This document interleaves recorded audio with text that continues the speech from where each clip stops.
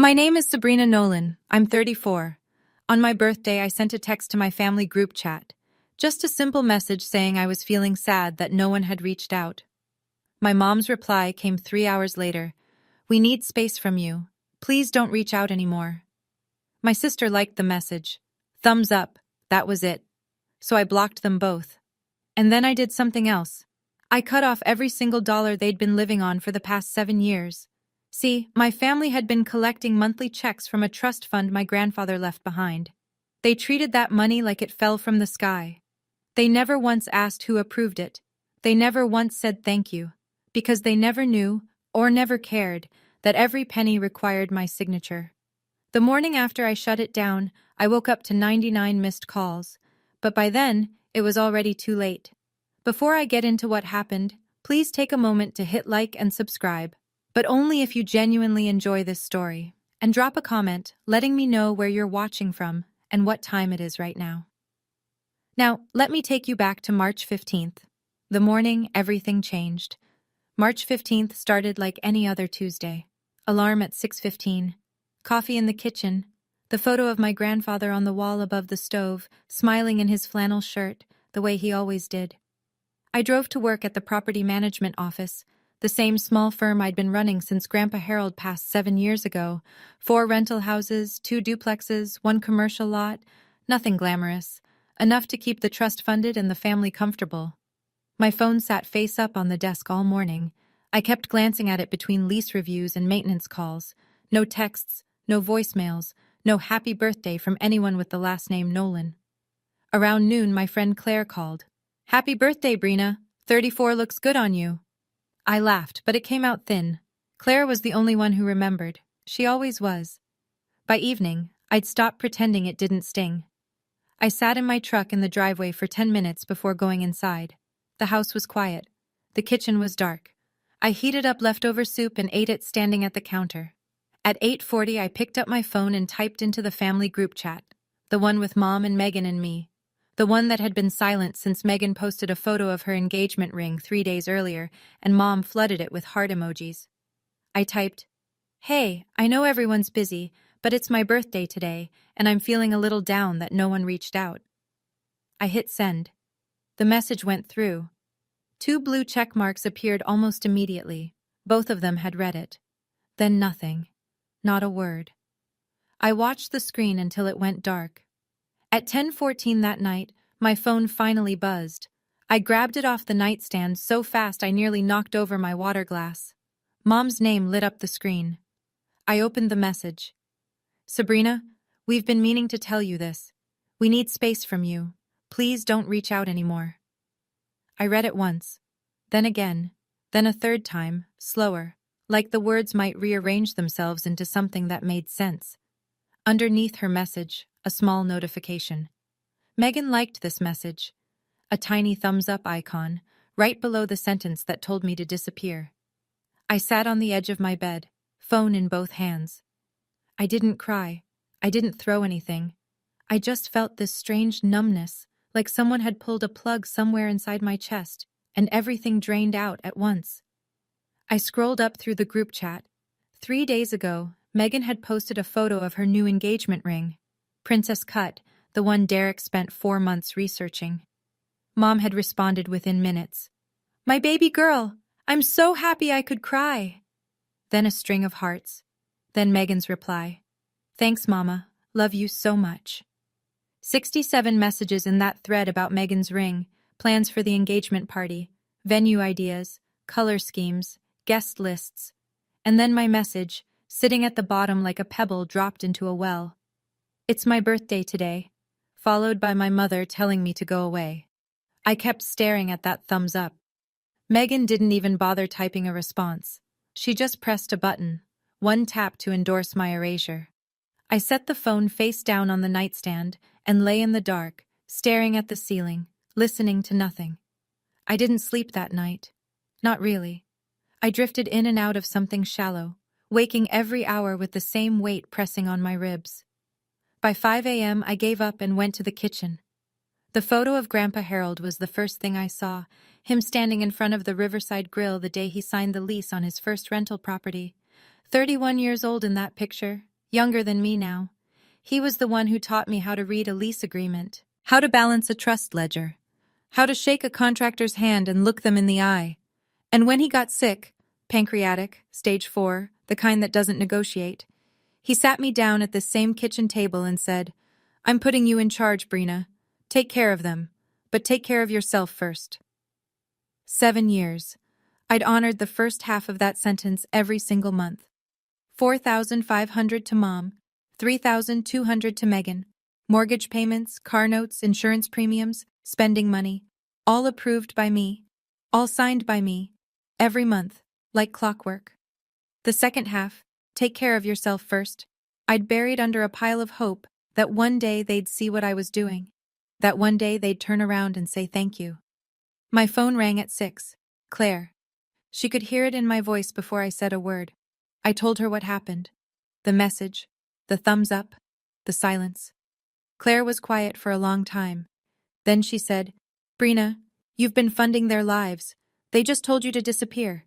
Do you hear how insane that is?" I did hear it. For the first time in 7 years, I heard it clearly. I hung up, opened my laptop, and pulled up the trust management portal. The first thing I did was block them. Both numbers. No dramatic goodbye message. No explanation. I just opened my contacts, tapped the names, and pressed block.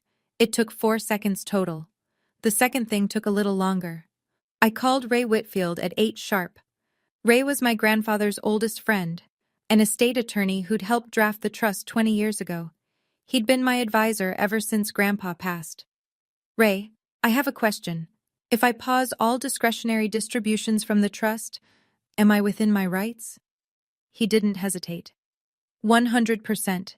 The trust document gives you sole discretion over those payments. That's the whole point of a discretionary trust, Sabrina. You're not obligated to distribute a single dollar beyond what the document mandates. And the document mandates? Nothing, for discretionary beneficiaries. Your grandfather structured it that way on purpose. The distributions your mother and sister receive are entirely at your approval. I logged into the trust management portal. 2 recurring payments stared back at me. $4,500 to Linda Nolan, $3,200 to Megan Nolan. Both set to process on the 1st of every month. Both had been running uninterrupted for 84 consecutive months. I clicked suspend on the first one. A confirmation box appeared. I clicked yes. Then the second one. Same box. Same click. $7,700 a month. Gone. Just like that. The money was still in the trust, still technically accessible to the family under the right conditions. But nobody could touch it without my signature. And I wasn't signing anything. I closed the laptop and poured another cup of coffee. My hands weren't shaking. My chest didn't hurt anymore. For the first time in years, the kitchen felt quiet in a good way. 48 hours passed. I went to work. I filed paperwork. I ate lunch alone at my desk and drove home in silence. My phone didn't ring because the only people trying to reach me were blocked. I found out later through Ray how it unfolded on their end. Linda noticed first. The first of the month came and went, and her checking account didn't get its usual deposit. She called the bank. The bank told her the incoming transfer from the Nolan Family Trust had been suspended. She asked them to reverse it, push it through, do something. They told her they couldn't. The account required trustee authorization for every distribution. So she called Ray. "Where's my money, Ray? The trust payment didn't come through." Ray kept it professional. He had to. Attorney-client privilege meant he couldn't disclose my decisions, but he could state facts. "All discretionary distributions require the trustee's written approval, Linda. That's always been the case." "But it's always been automatic." "It was never automatic. Someone approved it every single month." Silence on the line. "What do you mean someone approved it? It just comes in." "Linda, I'm not at liberty to discuss the trustee's decisions, but I can tell you that the trust document has always required authorization for every disbursement. Every single one, for the past 7 years. That was the moment it landed. 7 years of monthly deposits, 7 years of mortgage payments and car notes and shopping sprees and spa weekends, all of it flowing from an account that someone had to unlock by hand, month after month. And that someone was the daughter she'd just told to disappear. Here's the thing about cutting someone off. It's not just about the money. It's about what the money was holding together. I knew what would happen if I kept the trust frozen. Mom's mortgage, $2,100 a month, had been covered by the trust since Grandpa died. Without it, she had maybe 6 weeks of savings before the bank started calling. Megan's apartment, her car payment, her credit card minimums, all subsidized. Without the trust, she'd be underwater by the end of April. And Megan's engagement party, booked 3 months ago at the Riverside Grill under the trust account, was 3 weeks out. The venue expected a final payment of $6,200. Nobody had put a personal card down. Nobody had a backup plan, because nobody ever imagined the money would stop. I sat with that for a while. The weight of it. I'm not going to pretend I didn't feel it. These were my people. My mother, my sister. However broken things were between us, I'd spent 7 years trying to hold this family together with the only tool I had. And part of me, the part that still remembered being 12 years old and wanting Mom to say she was proud of me, that part whispered, "Just turn it back on, just let it go." They didn't mean it, but they did mean it. "We've been meaning to tell you this." Those were her exact words. This wasn't a bad night or a burst of anger. They'd planned it. They'd discussed it without me. And then they'd waited until my birthday to deliver the message. Claire said it best when I called her that evening. "You're not choosing between money and family. They already made the choice when they told you to disappear." I let that sentence sit in the silence for a long time. On the 4th day, I unblocked them, just long enough to check. 99 missed calls. I stopped counting after that because the notification just said 99 plus and wouldn't go any higher. Linda, Megan, Derek, even Aunt Patty, Mom's younger sister, who I hadn't spoken to since Thanksgiving. I opened the voicemail folder. Linda's messages came in waves, each one a different version of the same woman. The first few were confused. "Sabrina, call me back. Something's wrong with the bank." Then concerned. "Honey, I think there's been a mistake with Daddy's trust." Then the mask slipped. "I didn't mean what I said, okay? I was having a bad week. Can we just talk?" And then, by message number 11. "You can't do this to your own mother, Sabrina. This is my money. Your grandfather left it for this family, not just for you." Megan's messages were shorter, more direct. "Sabrina, this isn't funny. My engagement party is in 3 weeks. I need the venue deposit cleared." Then, 2 hours later. "Seriously, call me back. This is about my future." I scrolled through every text, every voicemail, every missed call timestamp. Not one of them said happy birthday. Not one of them apologized for the message. Not one of them asked how I was doing or acknowledged that they'd told me to stop existing in their lives 4 days ago. Every single message was about money. Where's the deposit? When's the payment? Fix the trust. Call the bank. This is about Megan's party. This is about Mom's mortgage. I was the emergency contact for their wallets. Nothing more. I blocked them again, set my phone on the counter, and went to bed at 8:30. Slept better than I had all week. 99 missed calls and not a single one started with, "I'm sorry." I want to ask you something. If someone in your family told you to stop reaching out, then blew up your phone when the money stopped, would you answer? Drop a 1 in the comments if you'd pick up. Drop a 2 if you'd let it ring. I'll tell you what I did. Right after this.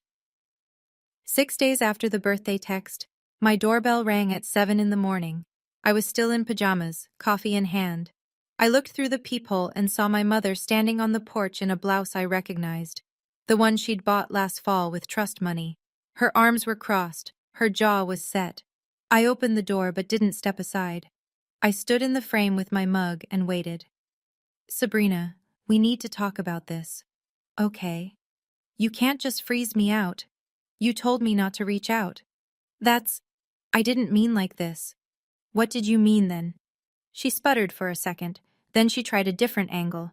The one she always tried. The guilt. "I'm your mother. I raised you alone after your father left. I sacrificed everything for you and your sister." "I know, Mom." "Then act like it. Turn the money back on." "I'm not punishing you. I'm exercising my responsibility as trustee." Her eyes went wide, then narrow. "Your grandfather would be ashamed of you." I took a sip of coffee, let it land. Then, Grandpa told me to take care of myself first. I'm finally listening. She stared at me like I'd spoken in a foreign language. Then she turned and walked down the steps, heels clicking hard on the concrete. At the end of the driveway, she stopped and looked back. Not at me, but past me toward old Mr. Garrett across the street, who was watering his lawn and definitely watching. My own daughter, she said, loud enough for him to hear, punishing her own mother. She got in her car and drove away. I closed the door and finished my coffee. I should tell you, this wasn't the first time I'd been invisible in my own family. It was just the first time they put it in writing. 2 Christmases ago, Mom hosted dinner at her house, the house the trust paid the mortgage on. She'd redecorated the dining room with money I'd approved in November. New curtains, a centerpiece arrangement, candles that smelled like cinnamon and vanilla. Megan and Derek arrived in matching sweaters. Mom hugged them at the door like she was greeting royalty. Derek got a monogrammed leather wallet. Megan got a gold bracelet, not cheap either. I'd seen the charge on the trust statement, $340 at a jewelry boutique downtown. My gift was on the table next to the cranberry sauce. A card, generic, the kind you grab at the pharmacy checkout. Happy Holidays, in silver script, pre-printed message inside. No personal note, no signature. I held it up. Did you guys forget to write something in here? Megan rolled her eyes. Oh, come on. Don't be so sensitive. It's Christmas, not your therapy session. Mom said nothing. She just passed the mashed potatoes and changed the subject to Megan's new job, the part-time online sales gig that covered maybe a quarter of her expenses, while the trust handled the rest. I stayed through dessert. I helped wash the dishes. I hugged Mom at the door like I always did, and she patted my back the way you'd pat a dog you weren't particularly fond of. I drove home to my 1-bedroom apartment that night, set up the table for one, ate leftover pie in the kitchen with the lights off, and the next morning I logged into the trust portal and approved January's distributions, like I always did. A year before the birthday incident, Megan called me on a Wednesday afternoon. No hello, no small talk. I need $12,000 from the trust, security deposit and first month on a new apartment. That's a big draw, Meg. What happened to your current place? It's too small. Derek's basically living with me now and we need more room. The new one's downtown, hardwood floors, balcony. It's perfect. I approved it. I always approved it. $12,000, processed within 48 hours. Megan didn't say thank you. What she said was, finally, I've been waiting 2 weeks. 2 weeks, because I'd asked her to send me the lease agreement first, which is standard procedure for a trust disbursement. She acted like I'd asked her to donate a kidney. A month later, I found out through a friend of Claire's that Megan was still holding the old apartment, the one the trust paid rent on, and letting her college roommate live there, charging her $800 a month in cash, pocketing it. When I brought it up, carefully, over the phone, Megan's response came fast and sharp. It's not like it's your money, Sabrina. It's Grandpa's. I let that sentence pass, swallowed it whole, the way I'd swallowed every other insult and oversight and dismissal for years, because I thought keeping the peace was the same as keeping the family. It wasn't. Grandpa's money. That's what she called it. Not the trust. Not our inheritance. Grandpa's money. As if the old man were still alive somewhere, writing checks from heaven, and I was just the mailbox. I remember hanging up the phone and sitting very still for a long time, staring at the wall. I should have drawn the line that day. I didn't. 10 days after the birthday. A Monday morning. I was at my desk reviewing a plumbing estimate when the front door of the office swung open. Megan walked in first. Derek trailed behind her, hands in his pockets, looking like he'd rather be anywhere else. We need to talk, Megan said. My office hours are by appointment. Don't do that. Don't act like I'm a client. I set the estimate down. What do you need, Megan? The venue wants $8,000 by Friday or they cancel the party. You need to release the funds. The trust distributions are paused. If you'd like to discuss reinstatement, you can contact Ray Whitfield. Her face reddened. I don't want to talk to Ray. I want to talk to you. You're talking to me, and I'm telling you the process. Derek stepped forward. His voice was softer, rehearsed, the tone of a man who'd been coached in the car. Come on, Sabrina. This is Megan's engagement. Can't we just move past the family stuff and handle this? I didn't start the family stuff, Derek. And I'm not the one who created this situation. Megan grabbed Derek's arm. She's not going to help. I told you. She turned back to me, eyes glassy. You're going to regret this. Maybe. She yanked the door open. It banged against the wall. Derek muttered something, sorry, or let's go, and followed her out. Through the window, I watched them argue in the parking lot.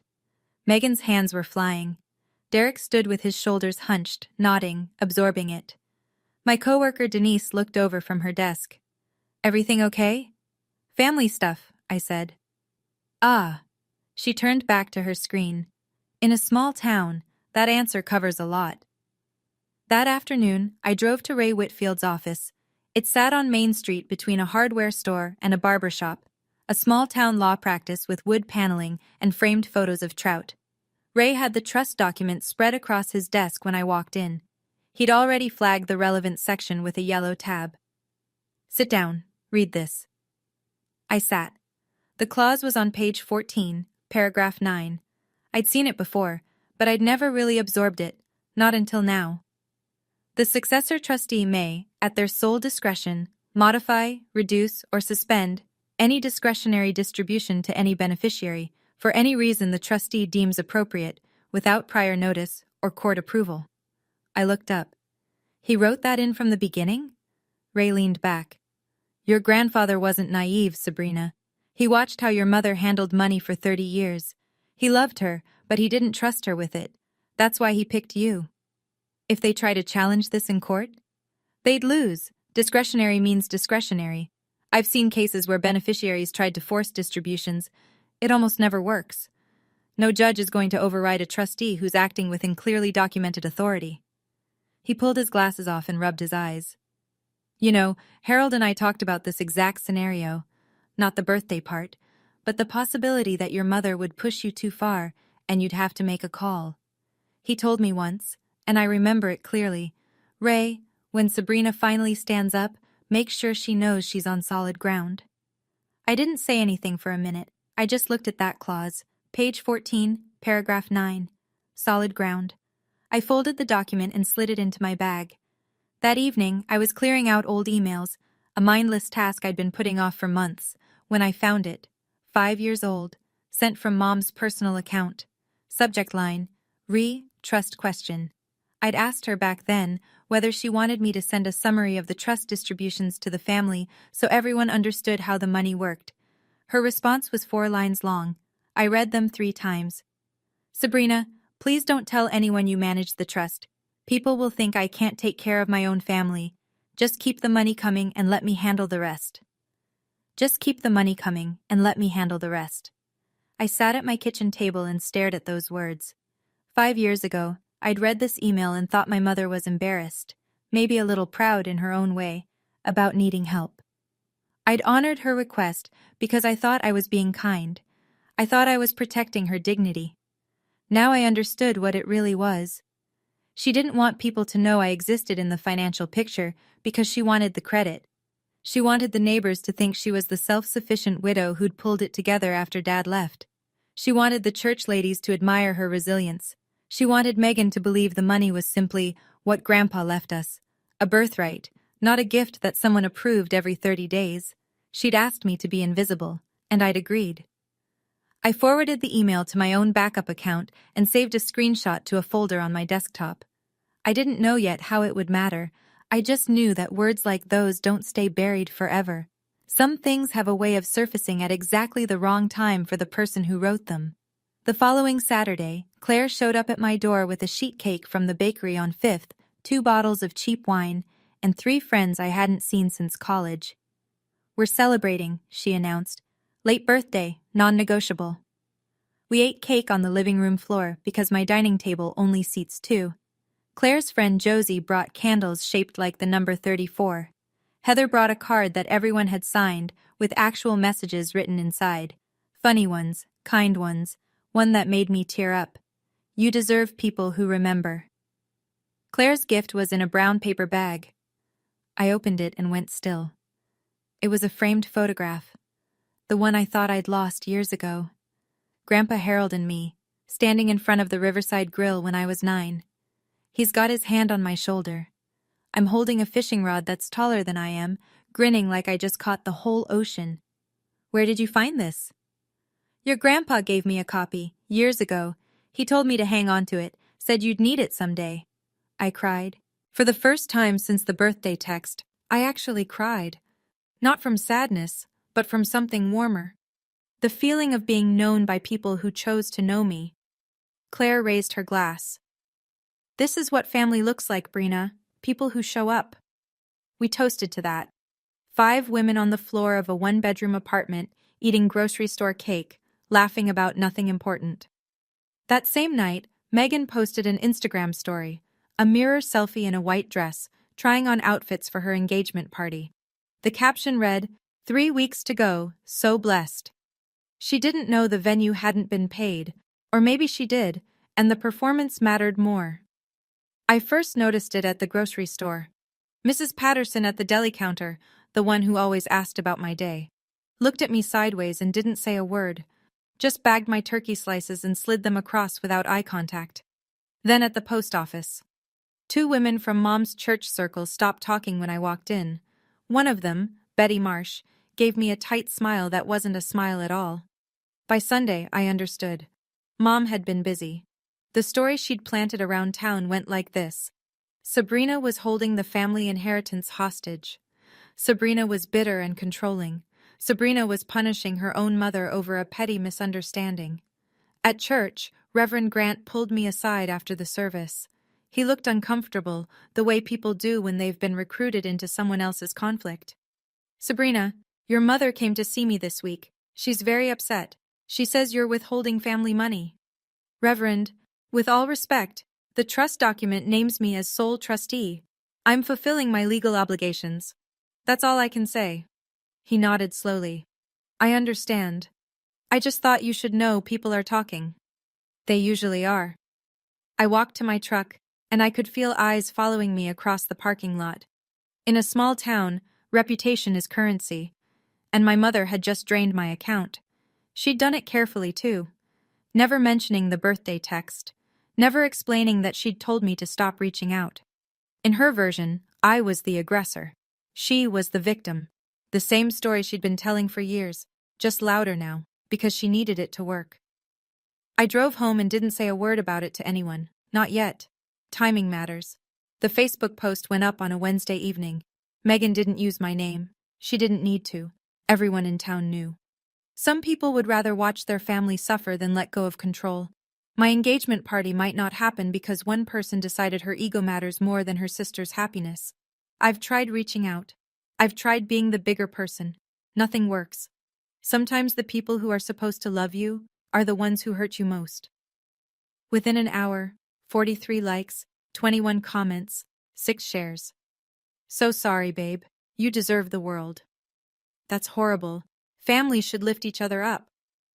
Praying for you and Derek. Some people really do change when money gets involved. Claire screenshotted the whole thing and sent it to me. I read every comment. Then I closed my phone and made dinner. I called Ray that night. They're making public accusations. Does this change anything legally? Not for the trust. Your authority is documented and ironclad. But socially? It could get uncomfortable. He paused. That said, Sabrina, if you ever need it, that post establishes a pattern. Public defamation by a beneficiary against her own trustee. It's not nothing. I'm not suing my sister, Ray. I'm not suggesting you do. I'm saying save everything. I saved everything. Screenshots of the post, screenshots of the comments, the timestamps, the shares, the likes. I put them all in the same folder as Mom's email, the one that said, just keep the money coming. A digital filing cabinet of every time my family told me I didn't matter, organized by date. It wasn't evidence for a courtroom, it was evidence for myself. Proof that I wasn't imagining things. Proof that I wasn't the monster they were building in public. The call came from a number I didn't recognize. I picked up out of habit. Property management means unknown numbers could be tenants with emergencies. Sabrina, it's Derek. I almost hung up, but something in his voice, quieter than usual, almost careful, made me stay.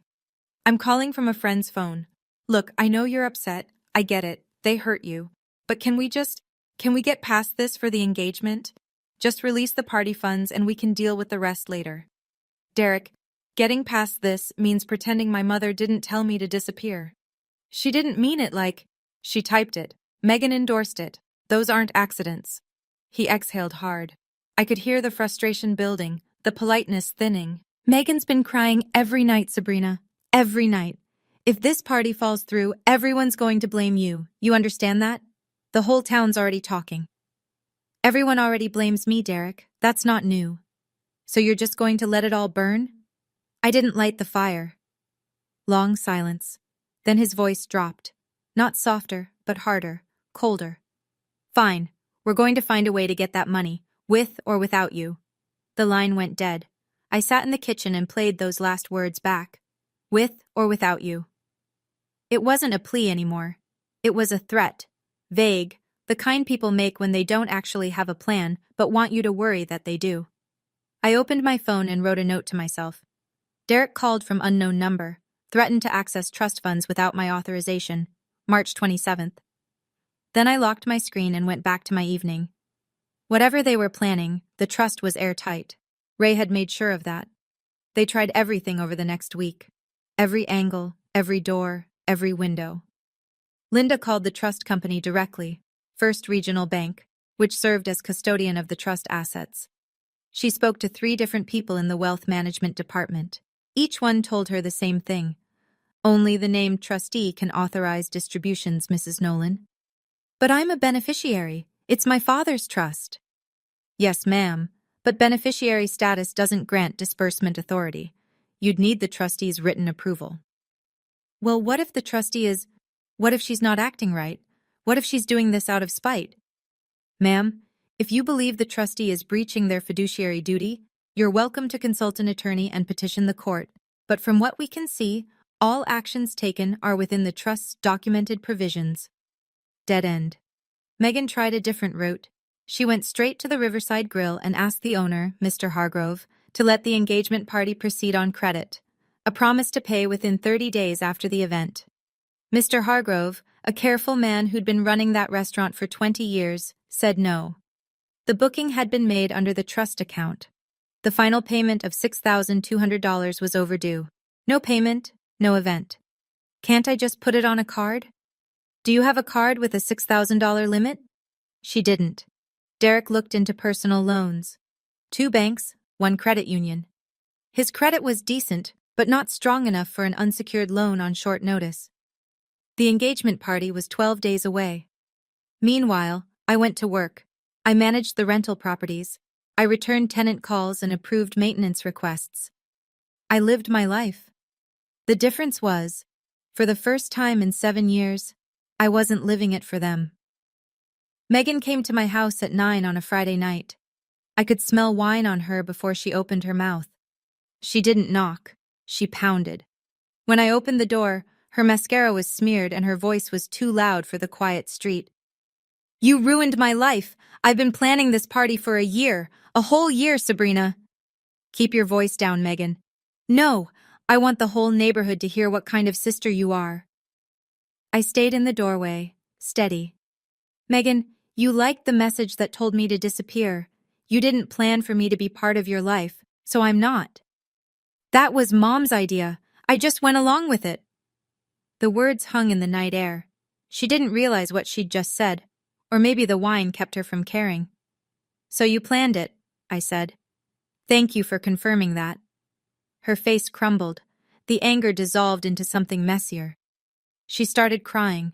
Not quiet tears, but the ugly gasping kind, the kind that comes from running out of options.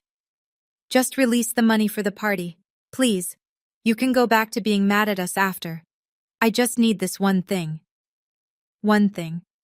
After 7 years of everything, after 84 months of silent signatures and thankless deposits and Christmas cards without names. One more thing. I'm not mad, Megan. I'm done. I stepped back and closed the door. Locked it. Stood there in the hallway listening to her cry on the porch until Derek's headlights pulled into the driveway and she stumbled to the car. Through the window, I watched them drive away. The street went quiet again. Mom's idea. I just went along with it. Planned, coordinated, intentional. That was Mom's idea. I just went along with it. She said it like it was a defense, like following someone's cruelty makes it less cruel. I need to know.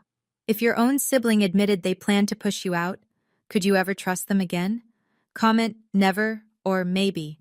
And stick around, because what happened at that engagement party? Nobody in that room saw it coming. The engagement party was set for Saturday, April 5th. Riverside Grill, 7 o'clock, 80 guests. I wasn't invited. I found out the details from Claire, who'd received her invitation 3 months ago, back when Megan still thought of her as a mutual friend and not an extension of the sister she'd discarded. You sure you don't want me to skip it? Claire asked. No, go. I want someone I trust in that room. Here's what I knew that Megan didn't. The final payment had never gone through. I'd informed Mr. Hargrove's office 3 weeks earlier that the Nolan Family Trust would not be authorizing the charge. His bookkeeper confirmed receipt of my letter. The $6,200 balance was outstanding. Megan and Linda, apparently, assumed the venue would just let it slide. That the Nolan name, or whatever version of it Mom had been polishing around town, would carry enough weight to skip the formalities. They showed up that evening as if nothing was wrong. From what Claire described later, the restaurant looked beautiful. White tablecloths, mason jar centerpieces with wildflowers, Grandpa Harold's favorite, a 3-tier cake in the corner, string lights across the patio. Linda wore a new dress, navy blue, fitted, the kind she'd normally charge to the trust account. This time, Claire told me, she'd put it on a department store credit card. Keeping up appearances costs money even when the money's gone. Megan was radiant, at least on the surface. White cocktail dress, hair blown out, smiling for every photo. Derek stood beside her in a sport coat, shaking hands, playing the part. 80 people filled that room expecting a celebration. Nobody expected what came next, least of all the woman who'd told me to disappear. The first hour went smoothly. Cocktails circulated. Guests mingled on the patio overlooking the river. Derek's insurance colleagues clustered near the bar. Mom's church friends occupied a round table by the window. Megan floated between groups, laughing, posing, showing off the ring. At 7:45, Linda stood up and clinked her glass. The room settled. I want to thank everyone for being here tonight to celebrate my beautiful daughter and her wonderful fiancé. She smiled, that practiced, camera-ready smile she'd perfected over decades. This family has been through so much, but we always stick together. That's what Nolans do. A few people clapped. Someone raised a glass. Claire, sitting at a corner table near the kitchen, told me later she almost choked on her water. We always stick together. The woman who'd texted her eldest daughter to stop reaching out, standing in a room full of people declaring family unity with the confidence of someone who believed her own story. Around 8:15, one of Derek's coworkers leaned over to Claire. Hey, where's Sabrina? Isn't she Megan's sister? Claire kept it simple. She couldn't make it. That's too bad. I heard she manages the family's properties or something. Megan mentioned it once. Claire just smiled and sipped her wine. At 8:22, Claire remembered the time because she glanced at her phone. Mr. Hargrove appeared from the kitchen. He was a tall man, silver-haired, the kind of restaurant owner who wore a tie every day and still bussed tables when the place got busy. He walked directly to Linda's table, leaned down, spoke quietly. Mrs. Nolan, I'm sorry to interrupt. May I have a word with you in private? Linda's smile didn't waver. She touched her napkin and stood. They stepped through the kitchen doors, Linda and Mr. Hargrove, visible through the round window to anyone paying attention. Claire was paying attention. She couldn't hear the words, but she could see the body language. Mr. Hargrove held a clipboard. Linda's arms crossed, then uncrossed, then crossed again. The conversation lasted maybe 3 minutes before Linda's posture changed completely. Her shoulders dropped, her head tilted forward. Mr. Hargrove gestured at the clipboard, pointing, explaining. Later, through Ray, I got the details of what was said. Mrs. Nolan, the final payment of $6,200 hasn't cleared. The account on file, the Nolan Family Trust, was not authorized for this charge. There must be a mistake. That account has always worked. Ma'am, we contacted the trustee directly 3 weeks ago. We were informed that the trust would not be covering this event. Who told you that? The trustee, Miss Sabrina Nolan. Linda's face went white. She has no right to. Ma'am, she's the named trustee. She has every right. I'm sorry, but without payment, I can't continue the service. We've already extended a significant courtesy by allowing the event to begin. Linda started to argue. Something about the family being long-time customers, about Harold Nolan eating at this restaurant every Friday for 20 years. Mr. Hargrove listened politely. He didn't budge. That's when Megan appeared in the kitchen doorway. She'd noticed her mother missing and come looking. She caught the tail end. The trust would not be covering this event. And the volume control she'd been holding all night finally broke. What do you mean the money didn't go through? Through the kitchen window, 80 heads turned at once. The kitchen doors swung open. Megan came through first, face flushed, chest heaving. Linda followed, looking like she'd aged 10 years in 4 minutes. The room was silent. Forks were down, conversations frozen mid-sentence. Someone near the back, Derek's college friend, I think, spoke first. Is everything okay? Megan opened her mouth, then closed it. She looked at her mother. Linda straightened her spine, summoned what was left of her composure, and said, It's a banking error. We'll sort it out. But Megan was past the point of performance. It's not a banking error, Mom. Sabrina froze the trust. She cut us off. The silence that followed was the kind you feel in your chest. Not the polite kind. The kind where 80 people are recalculating everything they thought they knew. Mrs. Dalton, a neighbor who'd known the family for decades, was the first to break it. She set down her wineglass very deliberately. Wait. Sabrina manages the trust? I thought you said the money was from your father's estate, Linda. You told me you handled the finances yourself.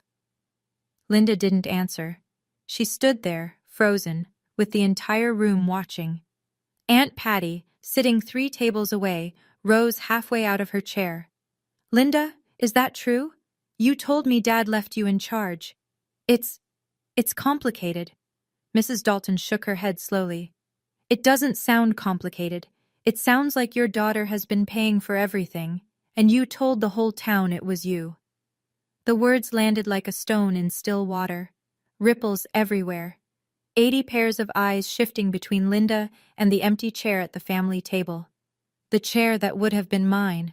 7 years of fiction, undone in 30 seconds. Linda sat down. Not at a table, just in the nearest chair, a spare by the wall, the one Mr. Hargrove usually kept for his hostess. She put her face in her hands. When she looked up, she wasn't apologetic. She was cornered. She's punishing me, Linda said, loud enough for the room. My own daughter is punishing me because I asked for a little space. That's all I did. I asked for space, and she took everything. A few people shifted uncomfortably. Someone at the bar turned away. Megan, still standing, pivoted toward Claire, her eyes narrowed. Did you tell her about tonight? Did you help her set this up? Claire didn't flinch.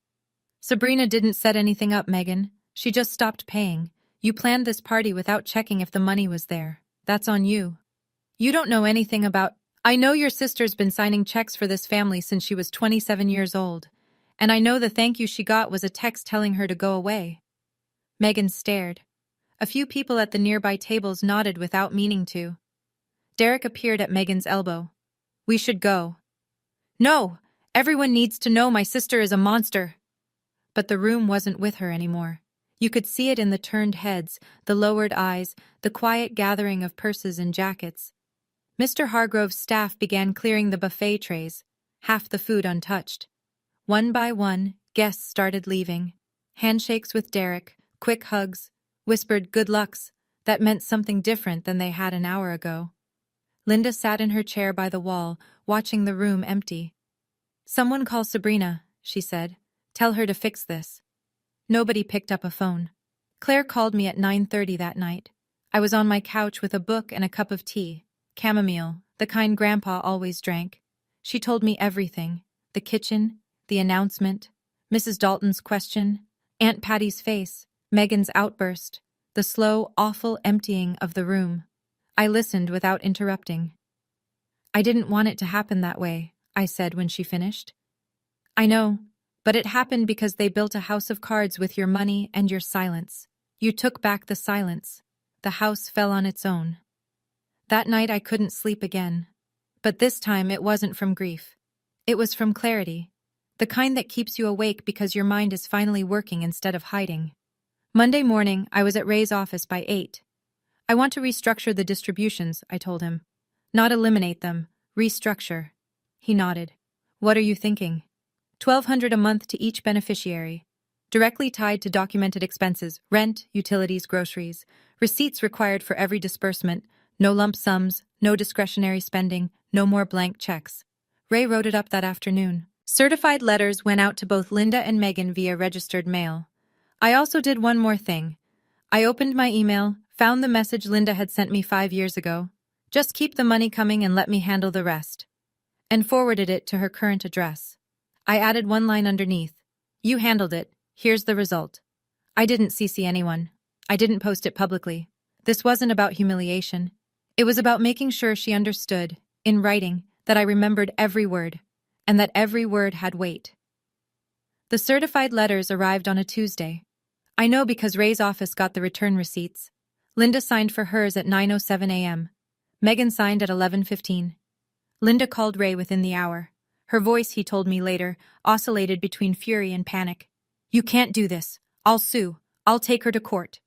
You're welcome to consult your own attorney, Linda. But I'll tell you what any estate lawyer in this state will say. A trustee acting within documented discretion is nearly impossible to challenge. The trust gives Sabrina full authority over distribution amounts, schedules, and conditions. She's not required to give you a dime. A dime? She dropped me to $1,200 a month. I can't live on that. Then I'd suggest adjusting your budget, or finding supplemental income. The line went quiet. Then, Harold never would have wanted this. Harold wrote the document that allows it. He chose Sabrina specifically because he trusted her judgment. She hung up. Megan's reaction came through Derek, who texted Ray's office, politely, to his credit, asking if the decision could be reconsidered. Ray responded with a 1-paragraph letter reiterating the trustee's authority and suggesting Megan consult independent counsel if she wished to explore her options. Within 2 weeks, the financial reality set in. Megan couldn't cover her downtown apartment at $1,800 a month on $1,200 from the trust and her part-time income. She moved back in with Linda. Derek began asking questions, the kind he probably should have asked before proposing. How much of Megan's lifestyle was real? How much was subsidized? When she said we can afford it, who was we? He postponed the wedding. Until we figure out our finances, he told friends. Megan's version was shorter. This is all because of Sabrina. 2 weeks after the engagement party, a small article appeared in the Caldwell County Courier, our local paper, the kind that still prints on Thursdays and runs stories about zoning board meetings. The headline read, Nolan Family Trust establishes annual scholarship.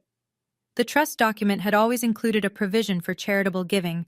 Grandpa Harold insisted on it. I'd never activated it. There'd always been more pressing demands. Mom's mortgage, Megan's rent, the endless drip of discretionary spending that left little room for anything else. With the distributions restructured, there was room now. $25,000 a year, roughly the same amount Linda had been spending annually on spa treatments, handbags, and dinners she charged to the trust without receipts. I named it the Harold Nolan Community Scholarship, open to any graduating senior in Caldwell County pursuing a trade certification or community college degree. The kind of kid Grandpa Harold had been, hardworking, practical, first in his family to think bigger. The announcement included my name as trustee and scholarship administrator. First time my name had appeared publicly in connection with the trust. First time the town saw Sabrina Nolan not as Linda's difficult daughter, but as the woman managing her grandfather's legacy.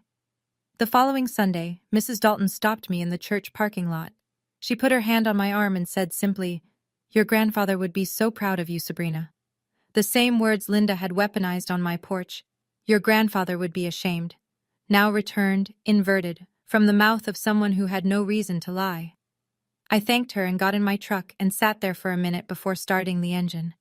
Not because I was sad, because sometimes being seen, truly seen, takes a moment to absorb. Over the next 2 months, I watched, mostly from a distance, as reality settled over my mother like weather she couldn't outrun. The SUV was the first to go. The white Chevy Tahoe she'd leased 2 years ago with a trust-funded down payment. Without the $4,500 monthly cushion, the payments became impossible. She traded it in for a 10-year-old Honda Civic that got her where she needed to go and nothing more. She found a job, part-time receptionist at Dr. Harmon's dental office on Oak Street. 20 hours a week, $12 an hour. It was the first paid work she'd done in over a decade, and from what I heard through Aunt Patty, the adjustment was hard. She came home exhausted. She complained about her feet, her back, the indignity of answering phones. But she did it, I'll give her that. She showed up. The social landscape shifted more slowly. At church, people were polite but measured. Nobody mentioned the engagement party directly. Small towns have manners about that sort of thing, but the dynamic had changed. Linda's opinion carried less weight now. Her recommendations, her judgments about other people's lives, her carefully curated image of the strong single mother, all of it had a crack running through it. One evening, a letter arrived at my apartment. Handwritten, Mom's stationery, the lavender kind with her initials embossed at the top. Sabrina, I'm sorry for how things went, but you didn't have to humiliate me in front of everyone. I'm trying. That should count for something. I read it twice, folded it, put it in the kitchen drawer.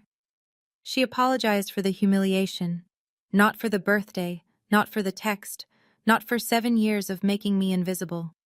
She was sorry about the audience, not the action. Megan's situation was harder to watch, even for someone who'd been on the receiving end of her cruelty. The downtown apartment was gone within a month. She moved back into Mom's spare bedroom, the room that used to be mine, actually, before I left at 18. Her online sales business, which had always been more of a hobby than an income, barely covered her phone bill. Derek started asking the kinds of questions that shake foundations. Not angry questions, careful ones, which are worse. When you said we could afford the honeymoon, what did you mean by we? When you told me your family was comfortable, what exactly did that mean? Did you ever actually pay rent with your own money? Megan deflected. Blamed me, mostly. This is all Sabrina's doing. She's controlling and vindictive, and she's trying to ruin my life because she's jealous. Derek listened. And then, according to Aunt Patty, who'd become my quiet conduit to the family weather report, he said something that stopped Megan cold. I didn't know you couldn't afford your own rent, Megan. That's not about Sabrina. That's about honesty. The wedding stayed postponed. Derek didn't break things off. Not formally. But the energy shifted. He started spending more time at his own place. Fewer joint Instagram posts. No more ring photos. Megan deleted the Facebook post about me. The one calling me controlling. The one with 43 likes and 21 comments. But in a small town, screenshots travel faster than apologies. Half of Derek's coworkers had already seen it. His mother had seen it. The narrative Megan had built, the capable young woman planning her dream wedding, turned out to be as unsupported as the trust payments that had propped it up. Aunt Patty called me on a Sunday morning in late May. No preamble. Can I come over? I'll bring muffins. She showed up with blueberry muffins from the bakery and 2 coffees. We sat on the porch steps.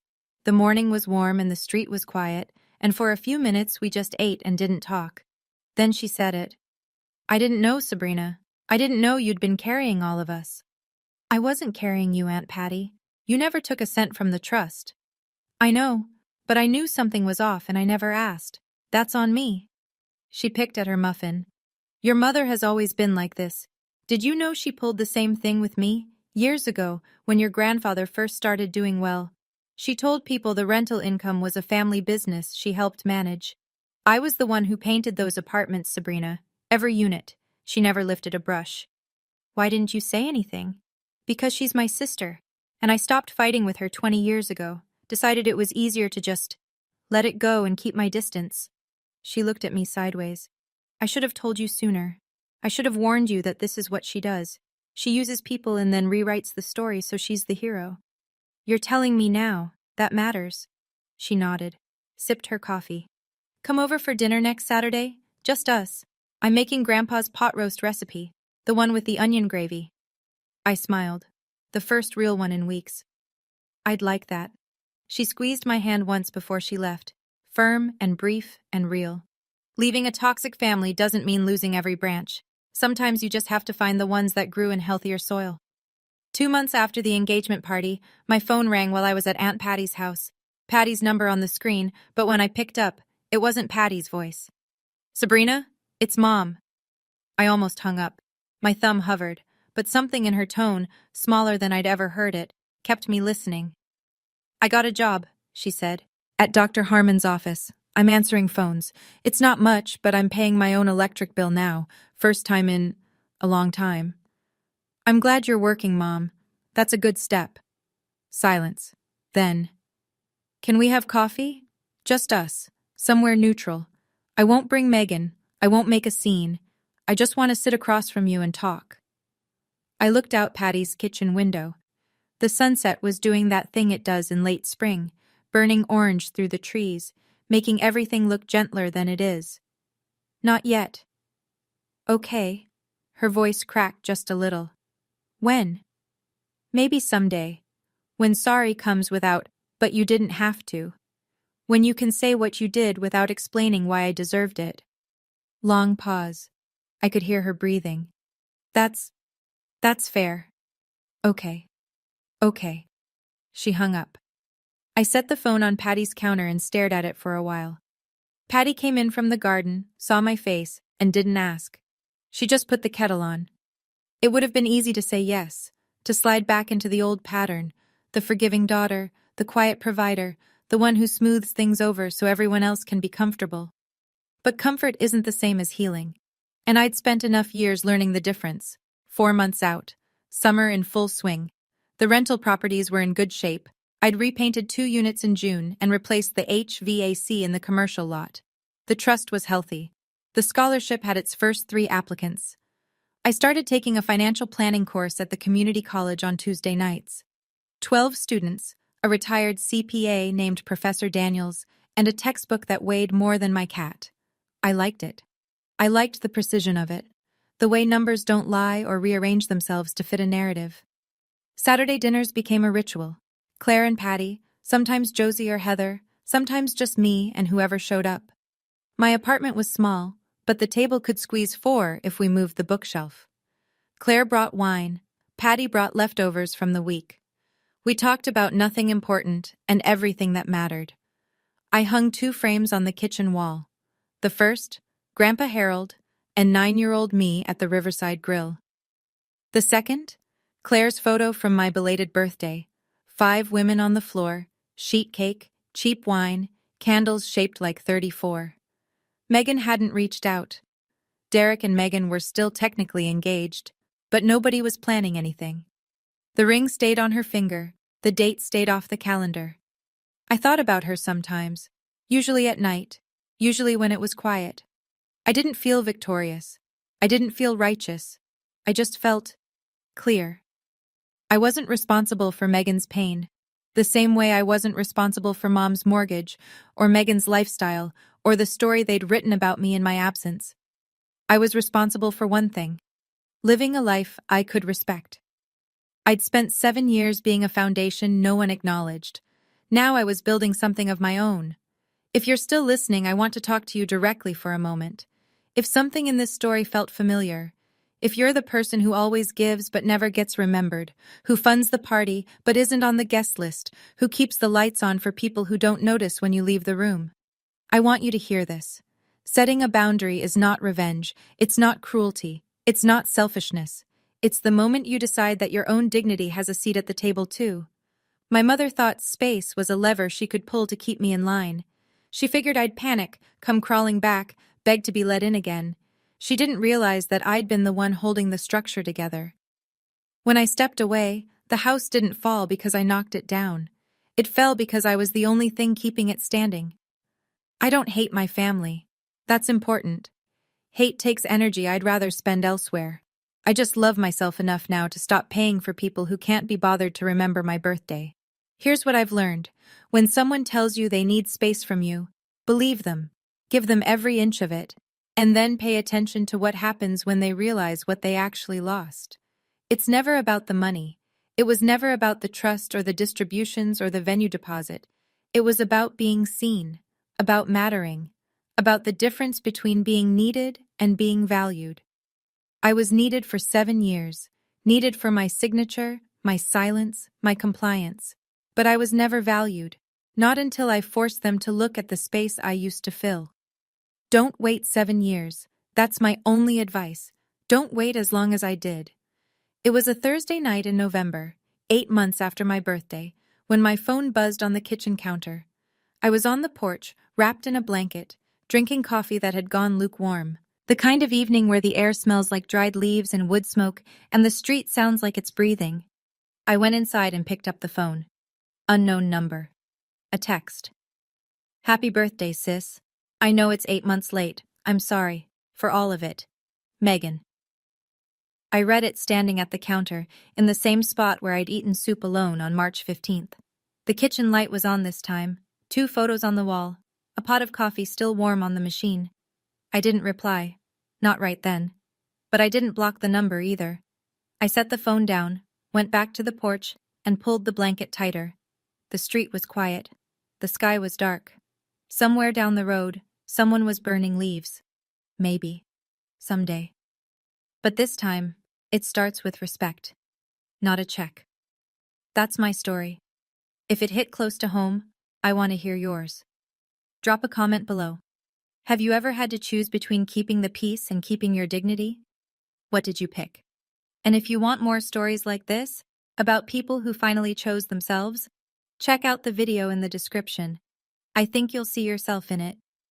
Thank you for listening. It means more than you know.